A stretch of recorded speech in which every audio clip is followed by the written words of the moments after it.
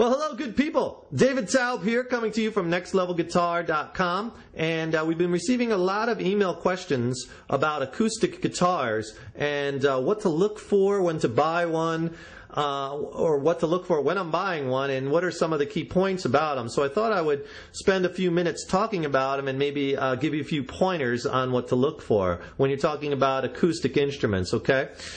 Here I have a Martin acoustic. This is a D16 GT, a really nice acoustic guitar that has a solid Sitka spruce top and mahogany back and sides. Solid, okay? Now, why is this important? Okay, when talking about acoustic instruments, okay, it's all about the woods and how they're constructed, okay? The top of the instrument is where most of the sound is coming from.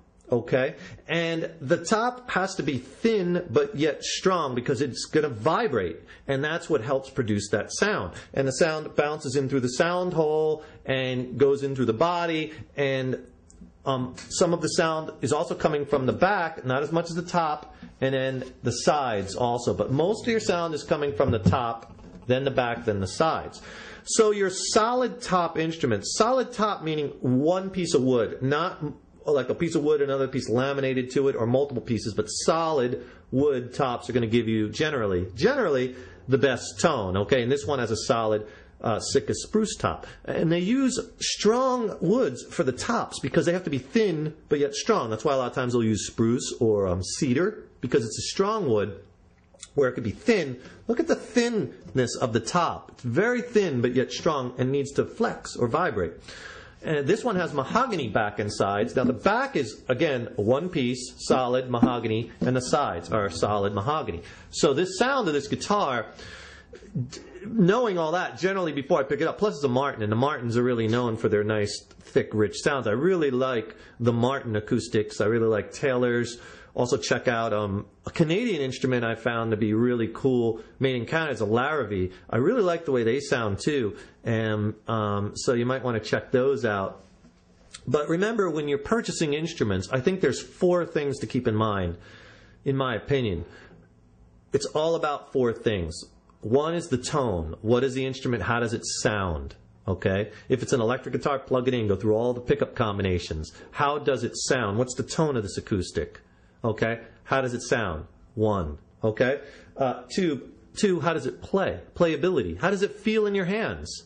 How does it play? Now, sometimes I'm talking about if it's set up generally well. Okay, how does it feel in your hands? How does the neck feel? Is it too thick? Is the neck too thin? Does it just wrap around your hand just right? How does it feel? If it's a big body, can you get your arm around it? Is it uncomfortable? Okay, playability. How does it play? So important. How does it sound to your ears? How does it play in your hands? 3 is craftsmanship. How well is it made? Okay? Is it solid top? Is it laminate top and sides? Okay? What kind of quality they use to glue the joints together? Remember, with stringed instruments, there's a tremendous amount of tension on these strings that are pulling on the neck, constantly wanting the neck to flex. That's why most guitars have a truss rod in it, or a metal rod that you can adjust that helps that neck fight that tension. Now, if you have a guitar made of cheap woods, I've seen them snap right at the stress joints, like at the neck, and crack, or pull off at the bridge where the bridge is joined, because the woods aren't made as well, or it's not generally made as well. And the fourth thing is, how well does it stay in tune? You know, a pet peeve of mine is I just can't stand instruments that don't stay in tune. It's such a hassle, especially when you're first learning. If you're constantly fighting your guitar to keep it in tune, big problem. Now, I'm not talking about as soon as you put a fresh set of strings on them and it takes a while to stretch the strings and keep them. I'm talking about the strings are all stretched.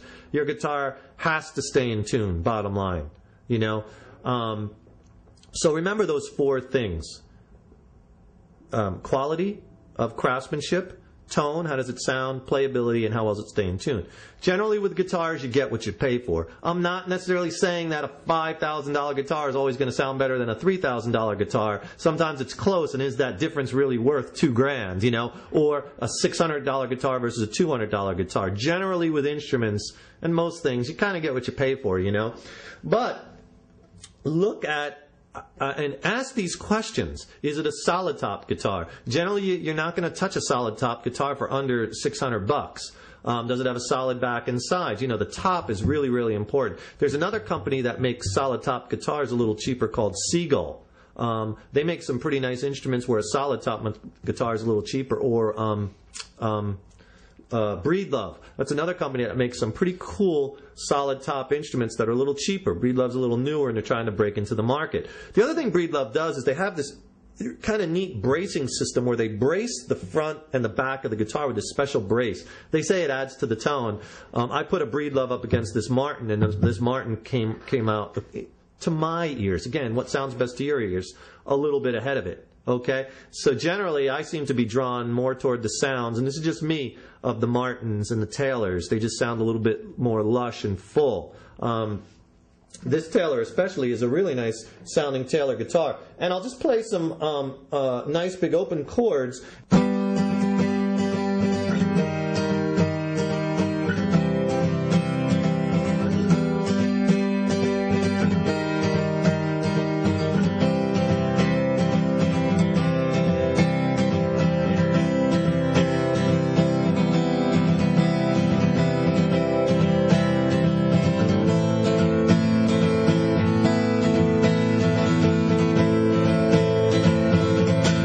Very thick, full, lush sound, okay? So some things you want to look for with your acoustic guitar is how well is it constructed, what types of woods are used. You know, there's all different kinds, and generally the more exotic the woods, the more expensive it is, okay? Just to show you something else is, you might have seen me play this guitar a lot in the videos, and this is a Yamaha APX5A. Now this is an acoustic electric guitar. It has a pickup built into it, and if you notice just at first look, you see a few different things. It has this cutout here to get at the high strings, and the body is not as big and it's thinner. Okay, I got this guitar. I use this a lot because I can plug it in and use it for a lot of videos where I need it, so I can control the sound through an amplifier. If I play it without it plugged in, it sounds pretty good. It doesn't sound as thick, full, as lush as this Martin, but for the money, this was probably half the price. So this does not have a solid top. This is a laminate top. It's a piece of wood with another piece laminated on, and it's not a solid back. This has laminates on it. But the main reason I got this is because it sounds really good plugged in, and that's what I was looking for. Now I have it plugged in, and I'm just turning up the volume.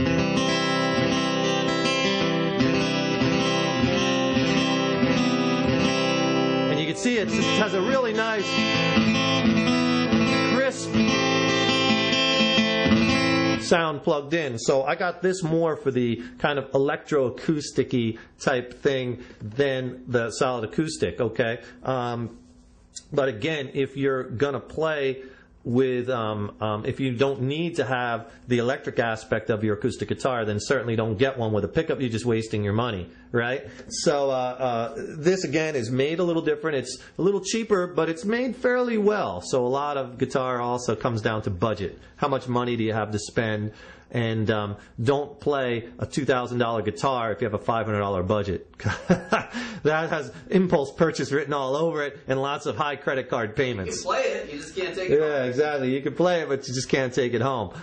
So I just can't stress enough the importance of tone. How does it sound? Playability, craftsmanship, and ability to stay in tune. Okay, so that's just a little bit about acoustic instruments. Find out, how they're made, the tops, the backs, the sides. Also, like this instrument has a sealer on it, or a polyurethane finish. You can see that. You see that shininess? Now, that too affects the sound, at the tone, because remember, this wood is vibrating, and if the wood is sealed, like this one is, you might not get as much tone out of it. Generally, I prefer like the unfinished ones, the satin. They seem to have just a little bit more tone to them because the wood isn't sealed up. Again, that's a minute difference, but a difference nonetheless, okay?